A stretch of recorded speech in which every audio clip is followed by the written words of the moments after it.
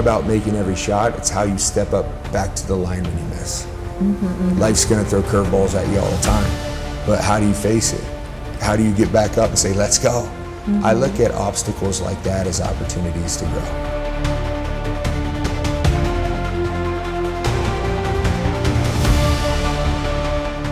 Yeah, that was rough. I lost all my scholarship offers to college, and I got in a pretty dark place. Like, how are you going to meet the president and break your leg in the same day?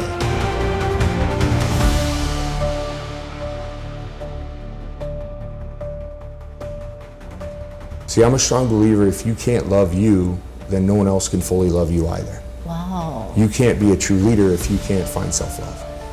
You can't gain your confidence if you can't look in the mirror and love yourself back. You'll never maximize your potential as a human, and none of us decided to be born. We're all born different piece of art, like a Picasso painting. We're all born beautiful and different.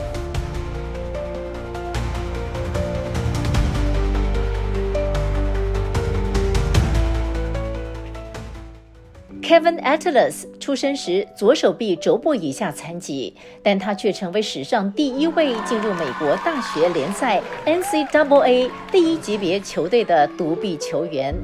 凭着一只右手抓篮板、挡拆、灌篮、得分、盖火锅，他样样拿手。他的事迹翻转了所有人认为的不可能。他积极推广体育平权，2024年率领 NCAA 球员到台湾参与友善篮筐计划，鼓励身心障碍者参与篮球运动。走遍全世界，他激励无数人勇敢追梦。面对忧郁症的升高，他也特别要对年轻人说，要不断学习，培养同理心，用热情和感恩点燃快乐。今天遇见你，今天遇见 Kevin Atlas。Kevin 第一次接受亚洲的采访，就是在我的节目当中，而且事隔到现在已经10年了。再一次看到他，真的很开心。So good to see you, Kevin. Good to see you too. So, how many countries have you been to so far? Yeah, I've been all over the world. I've been to 46 countries. Wow, yeah, a lot. How many people do you reach out to? I would say well over 1 million, and particularly over the last 12 years. I've spoken at stadiums. I've done quite a bit of motivational speaking, and I've met well over 1 million people, all different walks of life around the world. Wow, amazing. Yeah. You just went to Taiwan for the 4th time? 4th time. Yeah. What do you do? Who do you meet, and how did you feel? The 4th trip was a little special. We collaborated with a nonprofit called Friendly Hoops, and Friendly Hoops was inspired by a mother whose son has a mental disability, and he kept getting kicked off of basketball courts. So the mother decided to create this nonprofit and requested that I bring, with one arm, and I'm 6'11", I'm kind of a little bit of backup for her son to go scrimmage all the colleges in Taiwan. And so I brought some pro players, and we toured for 2 weeks. We went undefeated. We met some incredible people, including 3 mayors, one of which is the mayor of Taipei, who I befriended, Yang Wan-ong. He's a really cool guy, and we have some incredible business opportunities. He invited me back over this summer. We passed some legislation at Congress. Do you have any special message you want to deliver to Asian youth? Oh, absolutely. Yeah. I'm not a speaker, a basketball player, talent. I'm a professional learner. I learn and grow until the day I die. And the moment you stop learning is the day you stop living. I think empathy is a superpower. You can't even consciously be kind without being empathetical towards others, and that costs you nothing. That makes your life purposeful. I would say that as far as happiness goes, there's 3 variables to happiness. One is who you spend your time with, so choose them wisely, right? And then secondly is, what are you working on and why? The easiest way to rob yourself of happiness in life is to be trapped in an occupation you don't enjoy. So why work towards having just a paycheck? Why don't you work towards monetizing your passion, if that makes sense? And then gratitude. I mean, nothing you can buy, purchase, or take, vapes, whatever, fidget spinners, whatever the youth, video games, etc. They're just dopamine grabs, and they're short-lived. Gratitude is a constant state of happiness and joy, and I'd highly recommend making that habitual, making a habit out of being grateful for what you have and what's around you. Wonderful.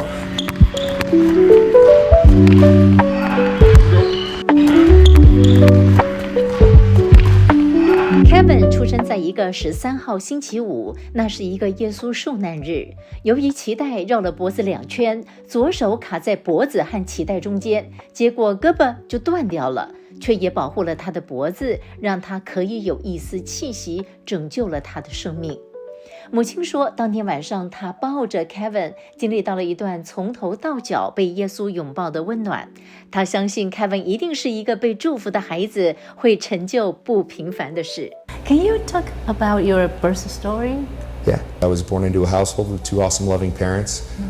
Unfortunately, got divorced, so I came from, humble beginnings. My, parents weren't wealthy, and I just had a rough upbringing. My dad got diagnosed with cancer and unfortunately passed away when I was 10. A great man, loved him, but man, what a rough, start to life. All the cards stacked against you. I heard that the day you born, your mom experienced a special peaceful feeling when he held you, right? Yeah. What about that? Oh man, my mom is such a godly, awesome, incredible woman, and obviously she was at peace when I came in the world. I'm her best child. That's what I tell my siblings anyway. No, she just really felt that God had a special purpose for me. So she treated you as like a normal kid, right? Yeah, my mother didn't treat me differently. I remember explicitly when I was in maybe 6 years old, I had these little Spider-Man shoes. They were Velcro, and when you walk, they light up, and I loved them. They were my favorite shoes. She threw them out because she was afraid I was never going to learn to tie my shoes. So I didn't talk to her for a week. I was like, what are you doing? Treating me like that prepared me for adaptation of life. Life's hard for everyone, and particularly not having one arm, but not understanding how to do things because I can't watch monkey see, monkey do. I have to make it up as I go. I have to adapt. When did you start playing sports, and why basketball? I played soccer, as everyone else calls it. I played football first, and then American football, baseball. I didn't start playing basketball till 7th grade, and I tried out for the school team. I was so big, and the coach cut me from the team. He explained to me I wasn't any good, but he explained to me that basketball was a 2-arm sport. Try something else. He cut me from the team, and I was, Which year? 7th grade. I was 12 years old. I still hadn't played organized basketball. That could be the greatest move I've ever seen. How about the pass at the second? On the third, here's James with a long three. It's good!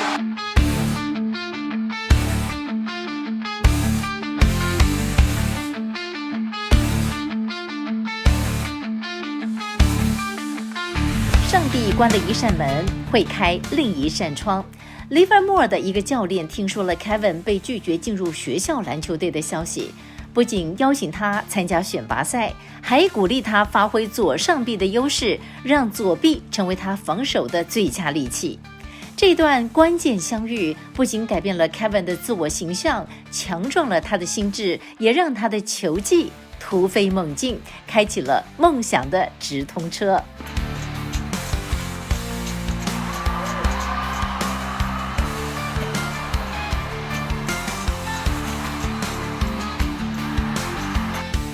But that coach, whatever was in his heart, he saw something in me, and he decided to, take me under his wing.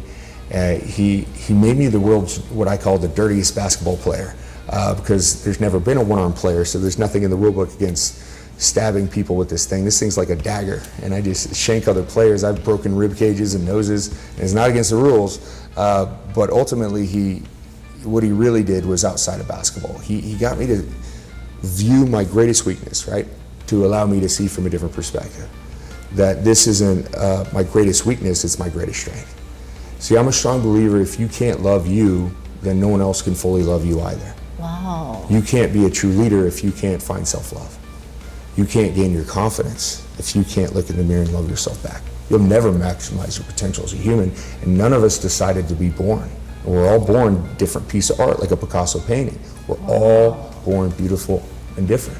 But if you can't accept that, however you're born, then no one else will too. No one laughs at me now that I've grown up to love this arm. I call it my nub. If you gave me a left hand today, I wouldn't take it. That's beautiful, and I think that's missing from the United States, 100%, without a question. The lack of self-love and hypersensitivity.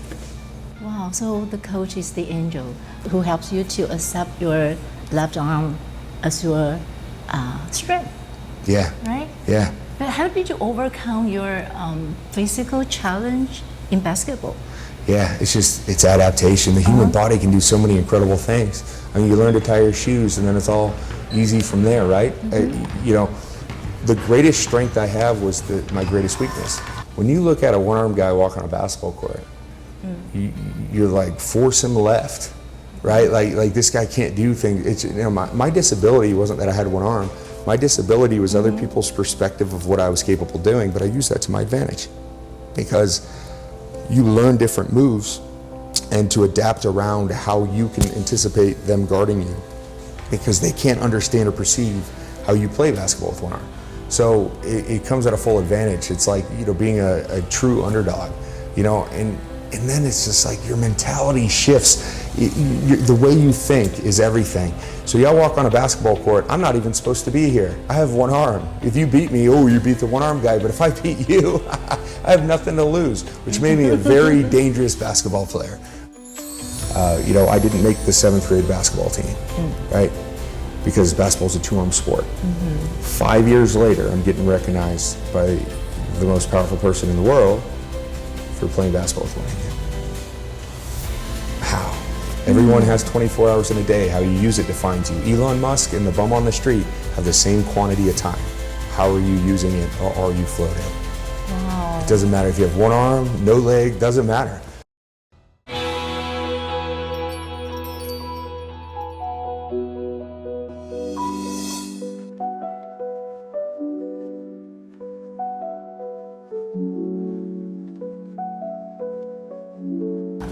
So was it easy for you to get into your high school varsity?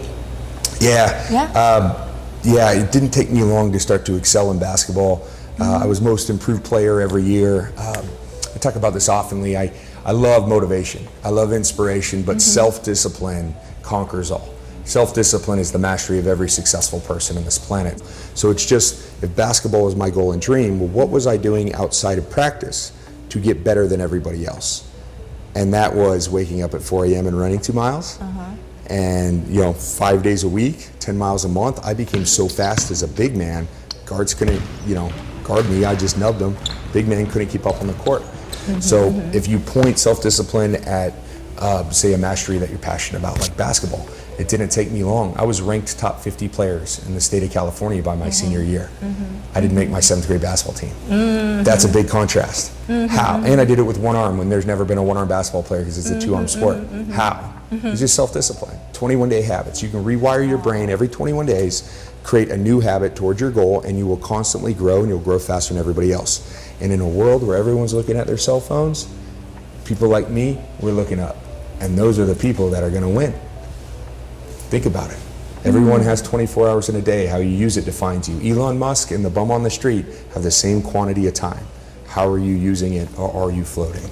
Wow. It doesn't matter if you have one arm, no leg, doesn't matter. But if you're consciously working towards your goals, you win. That's all it takes. I saw your documentary, you cried. I always want to ask you about this.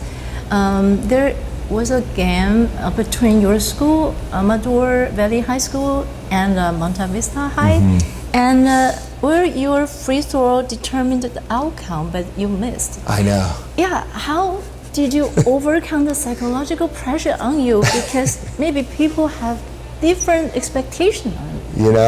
How do I get over it? I'm still trying to, but no one ever forgets. You can't leave it alone.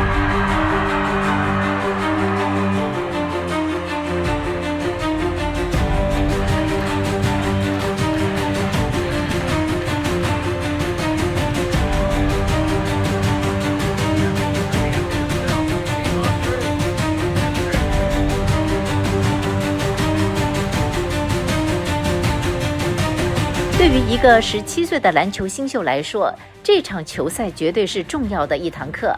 Kevin 所属的 Amador Valley High 当时排名全国第2，对上排名第1的 Monta Vista High。比赛激烈紧张，进入最后关键时刻，凯文的球队以1分落后。当裁判吹哨，全场观众情绪高涨，凯文站上了罚球线，这位独臂球员未能命中关键一球，球队后来以1分之差而落败，场边一片泪水与失望。这对当时只有17岁的凯文来说，如同世界崩塌了。他不能面对自己，更不知道如何走出去面对外人的眼光。但是教练告诉他，这是一场比赛，参与的每个球员都对这整场比赛有责任。凯文也从中学会了一堂人生重要的课：失败不是终点，而是走向成功的勋章。Yeah, that was tough. That was we were the number 2 ranked team versus the number 1 ranked team. And for those who are fans of American football, Zach Ertz was on the Monta Vista team. He won a Super Bowl for the Philadelphia Eagles. So there were some really powerful athletes on the court. Yeah, I missed the shot to win the game, and that was devastating for a young man. I was 17 at the time. Now that I grow up, I'm glad I missed, because it's not about making every shot. It's how you step up back to the line when you miss. Life's going to throw curveballs at you all the time, but how do you face it? How do you get back up and say, let's go? I look at obstacles like that as opportunities to grow. It's all just becoming a master at problem solving. Whether you're an entrepreneur, whether you're an athlete, no matter what you do, how are you becoming a master at problem solving? And if you don't have new problems coming at you, then you're not getting any better. That's cool, huh? Yeah. So it's diving in, like embracing that struggle. Because if you fall in love with the pain of growth, you will grow constantly. Yeah.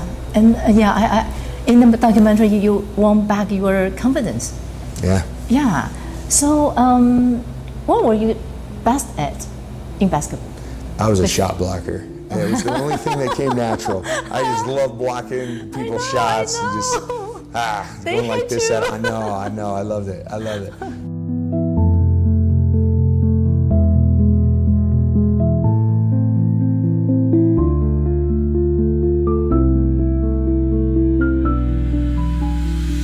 Kevin 进入高中后，不仅入选篮球校队，更担任队长。场均贡献11分、10火锅和9篮板，成为球队核心。他的表现吸引了运动画刊的关注。2007年2月，以跨页篇幅报道，称他为最令人兴奋的篮球员，刊登于《超级杯》特刊。这篇报道甚至让小布希总统注意到他，并邀请他全家在旧金山机场会面。Why did former President George Walker Bush want to see you? And I know the White House make the invitation, right? And you guys meet in the San Francisco airport? Yeah. Super weird. I'm going to be honest with you. I got a call. I was in class in high school, and I got a call from the White House. I thought it was a prank. I hung up on them. I thought it was a prank.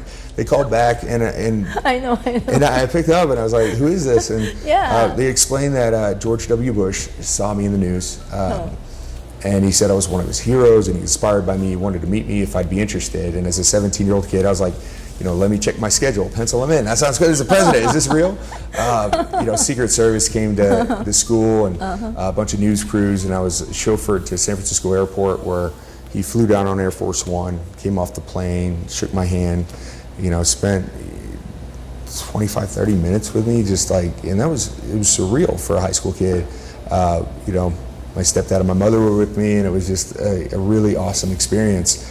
I didn't make the 7th grade basketball team, right? Because basketball's a two-arm sport.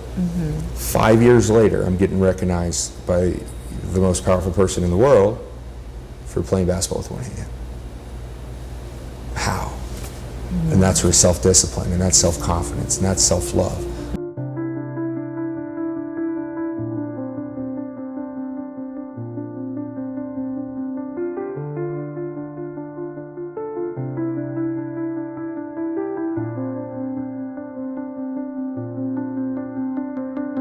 然而，荣耀之后却遭遇命运的捉弄。在见完总统之后，因为赶场比赛没有暖身，导致左腿重伤，他错失了高3后半季比赛与奖学金的机会。躺在病床上看着自己被总统接见的新闻，内心百感交集。During that period of time, many media covered your story, and you were doing great. And then you got injured. The same day I met the president, I went back. Same day. Yeah, it was the same day. I broke my leg. I came back to played in Pleasanton, California. I played against San Ramon High, and I broke my leg in a basketball game the same day.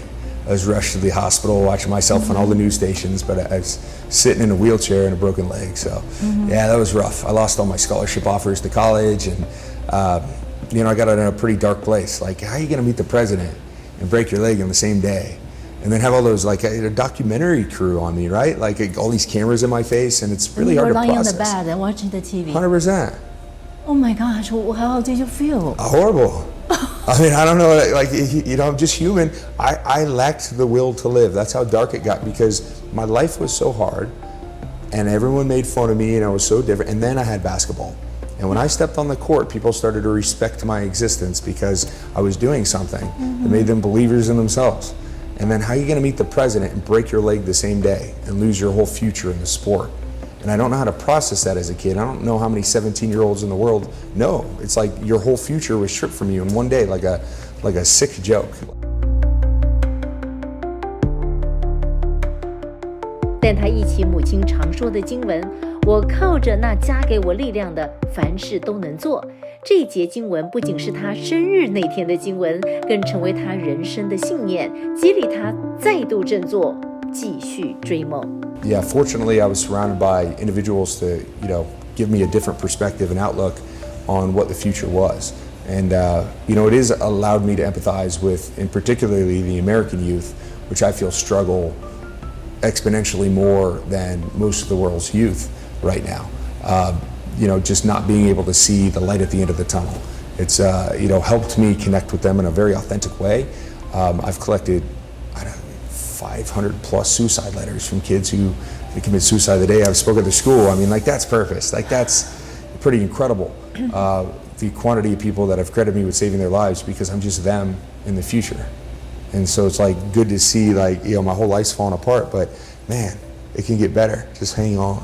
So it's given me a power in that way to help humanity for the better, which has been awesome. Again, good thing it happened. What if I didn't break my leg? What if I didn't have one arm? Right? I might be more successful. I might not have the same character I have now. I might not have helped the people that needed to be helped. Isn't that better? Oh, wow. Yeah, fascinating, wow. huh? It's a different perspective. It's an outlook. It's all about your outlook.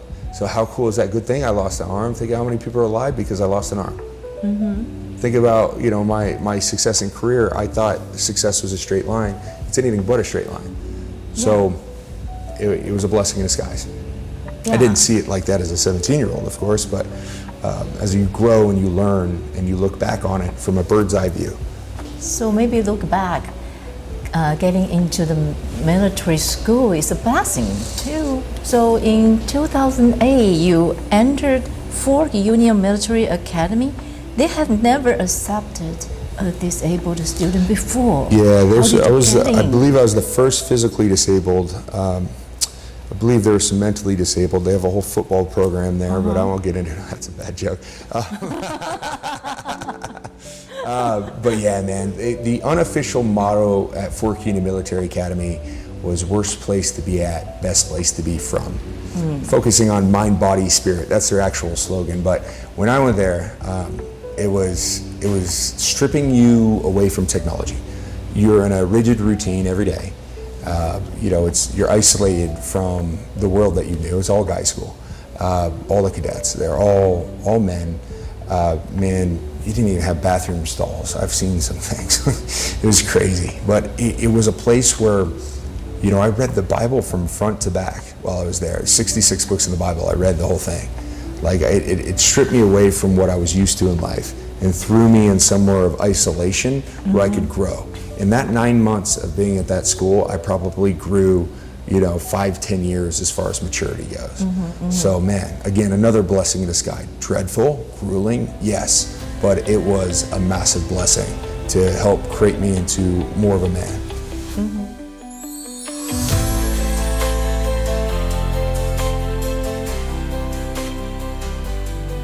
that came on the screen, he's 6'8", he's a big guy. I'm bigger. I grabbed him by the neck and I put him against the wall. And I'm not a violent person. And I said, I screamed like I've never screamed before at him because that was so traumatic and he's gonna air that out to the world.